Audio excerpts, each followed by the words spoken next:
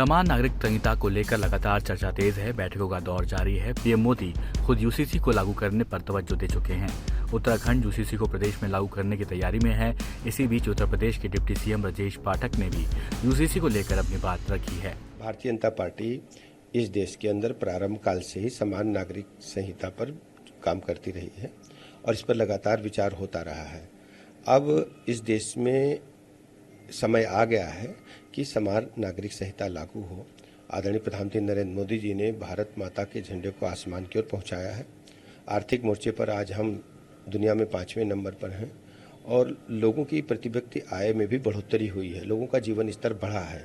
गरीबी रेखा के नीचे रहने वाले लोगों में जीवन स्तर में बदलाव लाने में भारतीय जनता पार्टी सफल हुई है।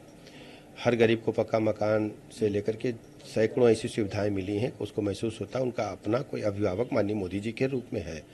अब ऐसे समय में सबको साथ लाने के लिए समान नागरिक संहिता की आवश्यकता बहुत अधिक है। उत्तराखंड में यूसीसी का ड्राफ्ट लगभग तैयार है और मुख्यमंत्री पुष्कर सिंह धामी इस मुद्दे पर लगातार लोगों तक अपनी बात पहुंचा रहे हैं। इसी सिलसिले में मुख्यमंत्री धामी ने दिल्ली में गृह मंत्री अमित शाह से मुलाकात भी की है और माना जा रहा है कि देश में लागू होने वाला यूसीसी उत्तराखंड के ड्राफ्ट के तर्ज पर बनाया जा सकता है।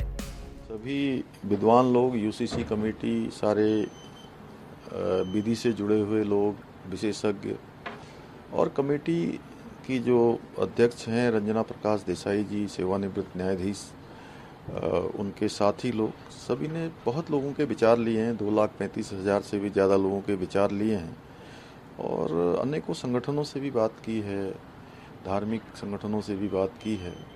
उनके विचार के बाद उन्होंने संकलन कर रहे हैं और वो संकलन उन्होंने पूरा किया है। वो पूरा करने के बाद ड्राफ्ट बनाएंगे और वो ड्राफ्ट हमको मिलेगा। उत्तराखंड के हिसाब से उन्होंने बनाया है और मैं समझता हूँ कि चूँकि पहला राज्य उत्तराखंड है जहाँ इस प्रकार से हो रहा है, इसलिए सभी पहलुओं को ध्यान में रखा होगा उन्होंने। यहाँ आपको बता दें कि अभी तक शादी, तलाक, बच्चा गोद लेना और संपत्ति के बंटवारे जैसे मुद्दों में सभी धर्मों के लिए अलग अलग रूल्स और रेगुलेशन होते थे, जिसमें हिंदू पर्सनल लॉ, मुस्लिम पर्सनल लॉ जैसे कानून का इस्तेमाल होता था।